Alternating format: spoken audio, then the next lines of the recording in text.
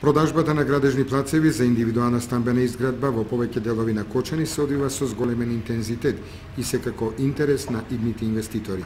До сега заврши лицитацијата за индивидуалните објекти и за викенд куќи, додека од понеделник натаму продолжува лицитацијата за индустријските објекти и хотелите, односно објекти за временно сместување. Цените се движеа од 71 денар со најразлични цени во зависност од атрактивноста на локацијата и една градежна парцела постигна цена по метар квадратен од 3600 денара. Меѓутоа треба да почекаме да видиме во предвидениот рок дали ќе бидат уплатени средствата, па тогаш можеме да кажеме дали е продадена по таа цена или не. За објектите се поголем интересот на пониква, имаме купувачи од различни градови во Република Македонија, од Скопје, Штип, Куманово, Берово, значи и од таа страна.